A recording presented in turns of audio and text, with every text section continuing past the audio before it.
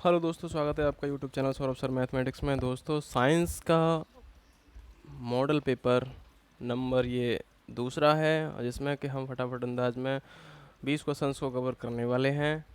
और इस question paper में जनरल साइंस क्वेश्चन पेपर है, इसमें 20 क्वेश्चंस को रखा गया है और आपसे यह बोला जाता है कि आप कमेंट बॉक्स में कमेंट करें। जैसे कि आपको पता चलता है कि क्वेश्चन नंबर 1 का आंसर, यदि फर्स्ट का आंसर ए सही है तो फर्स्ट ए लिखें, बी सही है तो बी लिखें, सी सही है तो सी लिखें और डी सही है तो डी लिखें।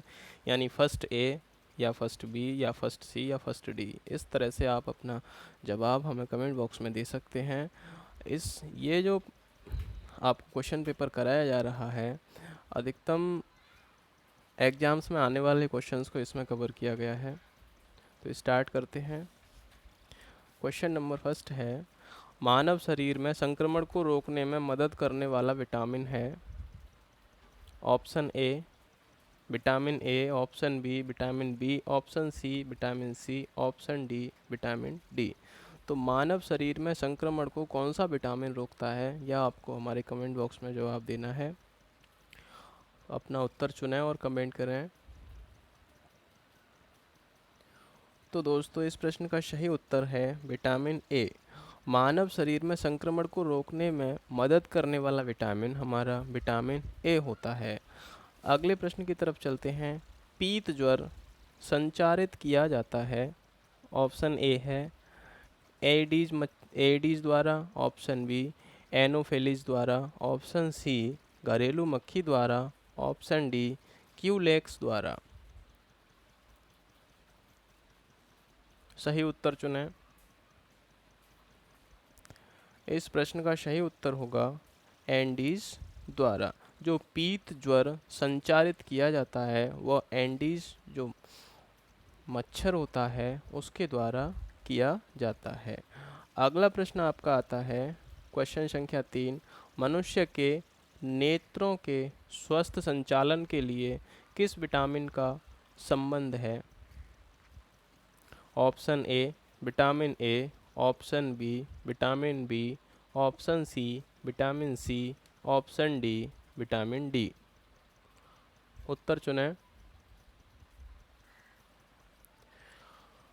तो इस प्रश्न का सही उत्तर होगा विटामिन ए। तो मानव नेत्र के लिए जो सबसे अच्छा विटामिन होता है वह विटामिन ए होता है। और विटामिन ए के स्रोतों में गाजर सबसे पहले आता है, जो कि विटामिन ए का प्रचुरतम मात्रा में स्रोत होता है। अगला प्रश्न है, शरीर की विभिन्न गतिविधियों के लिए ऊर्जा स्रोत है।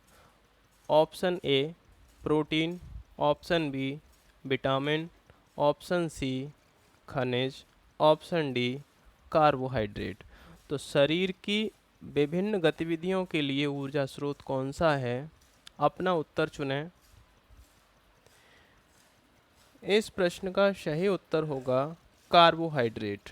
तो शरीर की विभिन्न गतिविधियों के लिए ऊर्जा का स्रोत होता है वह कार्बोहाइड्रेट होता है। अगला प्रश्न है, और कार्बोहाइड्रेट सबसे अधिक किस में पाया जाता है। तो कार्बोहाइड्रेट का प्रचुरतम स्रोत चावल, गेहूं होते हैं। अगला प्रश्न आता है आपका, अन्न के समृद्ध स्रोत होते हैं। अन्न एक समृद्ध स्रोत होते हैं। ऑप्शन ए स्टार्च के, ऑप्शन बी ग्लूकोज के, ऑप्शन सी फ्रक्टोज के, ऑप्शन डी माल्टोज के। अन्न एक समृद्ध स्रोत है, अपना उत्तर चुनें। देखिए, जब हम क्वेश्चंस को करते हैं तो यदि हमारा ध्यान एक जगह ना होकर क्वेश्चंस की तरफ ना होकर इधर उधर होता है तो हमसे ज़्यादातर क्वेश्चंस गलत हो जाते हैं। यदि हम अपने ध्यान को केंद्रित करके क्वेश्चंस की तरफ देखें और सोचें कि क्या हमने ये क्वेश्चन पढ़ा था, और पढ़ने के बाद यदि आपने एक भी बार अगर क्वेश्चंस आपने देखा भी होगा तो आप क्वेश्चंस को बिल्कुल सही कर पाओगे। तो इस प्रश्न का सही उत्तर है स्टार्च के। अन्न एक समृद्ध स्रोत होते हैं किसके, स्टार्च के। अगले प्रश्न की तरफ चलते हैं। प्रश्न संख्या 6 है, गाय का दूध किसकी मौजूदगी के कारण पीला होता है? तो ऑप्शन ए दे रखा है xanthophyll, option B riboflavin, option C ribulose, option D carotene. बहुत ही सरल प्रश्न है ये, और यह ज़्यादातर आपको पता होना चाहिए, क्योंकि साइंस से हटकर हमारे जीवन में कोई भी घटना बहुत ही कम होती है। और ये जो हर चीज़ नेचुरल साइंस हमारे जीवन में घटित होने वाली घटनाएं हैं। तो दोस्तों, इस प्रश्न का सही उत्तर ऑप्शन डी होता है कैरोटीन। कैरोटीन के कारण गाय का दूध पीला होता है। अगला प्रश्न आपका आता है, चेचक होने का कारण है। चेचक किस कारण से होती है वो आपको बतानी है। जो वायरस होते हैं, चेचक वायरस के कारण होती है, लेकिन उसमें कौन सा वायरस होता है? Rubeola virus, option A. Option B आपका है वेरियोला वायरस, ऑप्शन सी है वेरिसेला वायरस, ऑप्शन डी है मिक्सो वायरस। अपना उत्तर चुनें। तो दोस्तों, चेचक जो होता है हमारा, वह वेरियोला वायरस के कारण होता है। और वेरियोला वायरस और रूबियोला वायरस, इन दोनों वायरस के विद्यालयों, कॉलेजों आदि में बच्चों के टीके लगाए जाते हैं कि उनको चेचक ना हो। अगला प्रश्न आपका आता है, पीलिया किसके संक्रमण के कारण होता है?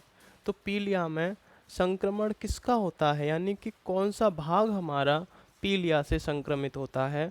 तो ऑप्शन ए मस्तिष्क, ऑप्शन बी यकृत, ऑप्शन सी वृक्क, ऑप्शन डी प्लीहा। चार ऑप्शंस में से एक ही ऑप्शन सही है, वह आपको चुनना है।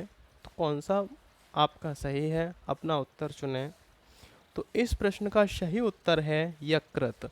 पीलिया रोग में यकृत सबसे ज़्यादा प्रभावित होता है, और यकृत जो है, जो मनुष्य की सर्वाधिक यानी सबसे बड़ी ग्रंथि यकृत ही मानी जाती है।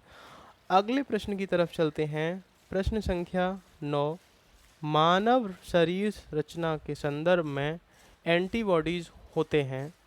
Option A carbohydrate, option B proteins, option C glycolipids, option D स्टेरॉन्स।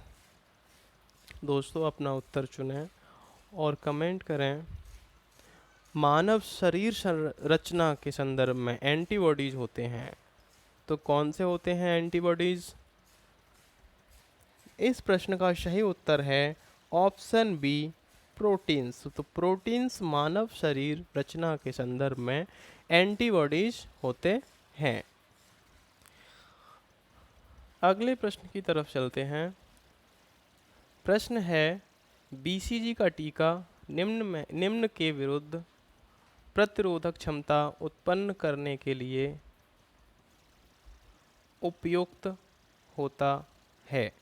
तो बीसीजी का टीका जो लगाया जाता है वह किस लिए लगाया जाता है, यह आपको बताना है। तो ऑप्शन ए है टिटनेस, ऑप्शन बी पीलिया, ऑप्शन सी तपेदिक, ऑप्शन डी टाइफाइड। चार ऑप्शंस में से एक ही ऑप्शन सही है, अपना उत्तर चुनें।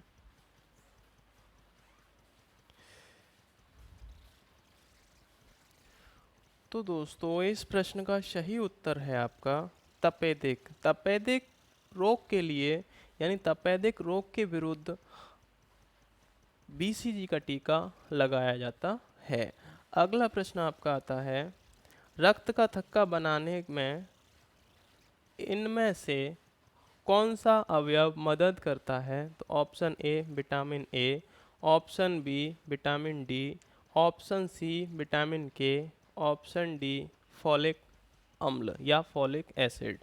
तो रक्त का थक्का बनाने में कौन सा विटामिन प्रयोग किया जाता है? जैसे कि हमारे कहीं चोट लग जाती है और चोट लगने के कारण हमारा ब्लड निकलना स्टार्ट हो जाता है, तो कुछ समय बाद वह ब्लड कम हो जाता है और निकलना बंद भी हो जाता है। तो विटामिन की प्रचुर मात्रा हमारे शरीर में होने के कारण, जो विटामिन रक्त का थक्का बनाने में काम आती है, उसकी प्रचुर मात्रा होने के कारण हमारा ब्लड जहाँ कट होता है वहाँ जम जाता है, तो रक्त का थक्का बन जाता है, जिससे कि एक लेयर ऐसी बन जाती है जिससे रक्त नहीं निकलता है। और वह विटामिन आपका, आपने उत्तर चुन लिया होगा यदि आप जानते हैं तो इस प्रश्न का सही उत्तर होगा आपका विटामिन के। तो विटामिन के जिसकी प्रचुर मात्रा में होता है, उसका रक्त बहुत कम बाहर निकलता है और यह 2 से 3 मिनट में रक्त का थक्का बनाने में कामयाब रहता है। अगला प्रश्न आपका आता है, न्यूमोनिया रोग मानव शरीर के किस अंग को ग्रसित करता है? तो न्यूमोनिया रोग जो होता है वह ऑप्शन दे रखे हैं, आंत को, ऑप्शन बी अस्थि संधि को, ऑप्शन सी यकृत को, ऑप्शन डी फेफड़ा को। न्यूमोनिया जो रोग होता है वह किस शारीरिक अंग को ग्रसित करता है? अपना सही उत्तर चुनें। यकृत हमारा पीलिया में अधिक होता है। सांस से संबंधित कोई अगर हमें रोग होता है तो फेफड़े होते हैं। आंत में हमारा क्या होता है, देखते हैं। इसका सही उत्तर है फेफड़ा। तो न्यूमोनिया जो होता है, यानी कि हमें सांस लेने में दिक्कत होती है, हमें सर्दी हो जाती है, तो उसे हम निमोनिया कहते हैं। तो फेफड़ों में सबसे अधिक ग्रसित करता है निमोनिया रोग। अगला प्रश्न आपका आता है, मूत्र के स्रवण को बढ़ाने वाली औषधि को क्या कहते हैं? तो adrenaline option A, option B monouretic, option C diuretic, option D triuretic. आपको 4 ऑप्शन दिए हैं लेकिन एक ही आंसर सही है। अपना उत्तर चुनें और कमेंट करें। तो दोस्तों, मूत्र के स्रवण को बढ़ाने वाली औषधि डाईयूरेटिक होती है। यह बहुत बार प्रश्न आता है एग्जाम्स में, इसको जरूर याद रखें। अगला प्रश्न आपका आता है, केंद्रीय औषधि शोध संस्थान यानी CDRI स्थित है, कहाँ स्थित है? ऑप्शन ए नागपुर में, ऑप्शन बी हैदराबाद में, ऑप्शन सी लखनऊ में, ऑप्शन डी मैसूर में। केंद्रीय औषधि शोध संस्थान CDRI, अपना उत्तर चुनें। यदि आप कमेंट नहीं कर सकते हैं तो आप इसका आंसर अपने मन में लगाएं कि हाँ हमारा ये सही है।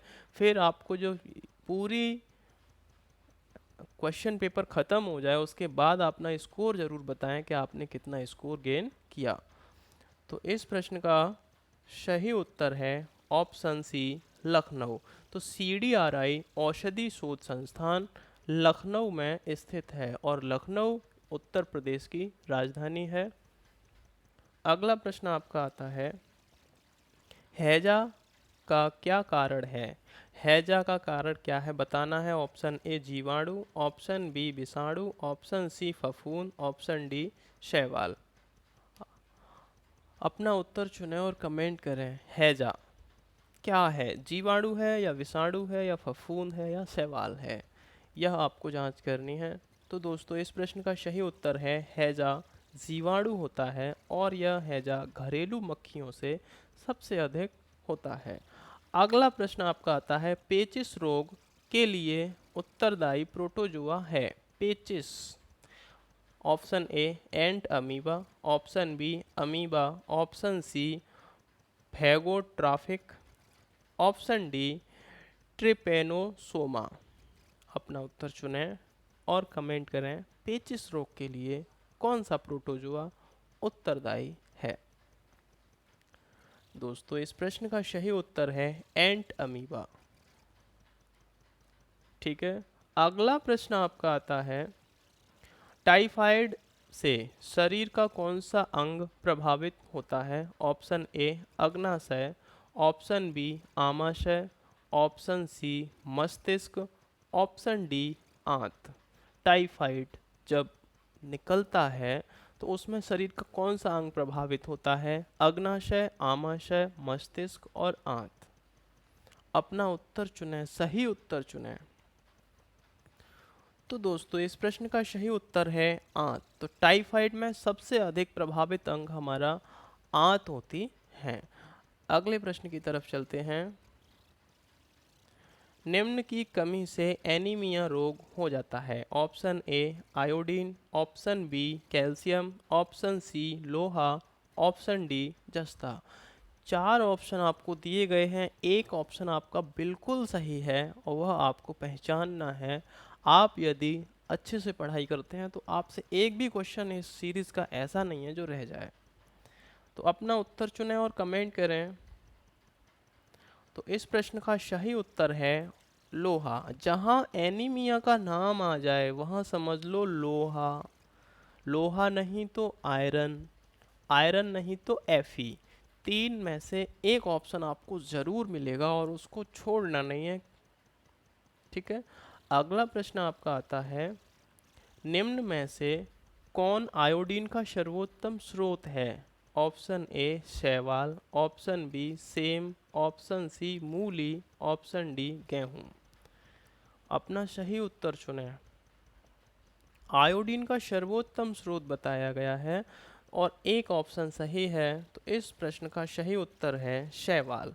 तो शैवाल जो है आपका आयोडीन का सर्वोत्तम स्रोत है। इसका ऑप्शन ए सही है। अगला प्रश्न है, हृदय की धड़कन को नियंत्रित करने के लिए निम्न में से कौन सा खनिज आवश्यक है? Option A sodium, option B गंधक, option C potassium, option D लोहा। जो हृदय की धड़कन होती है उसको नियंत्रित कौन सा तत्व करता है या कौन सा खनिज करता है, वो आपको बताना है। ऑप्शन दे रखे हैं सोडियम, गंधक, पोटेशियम और लोहा।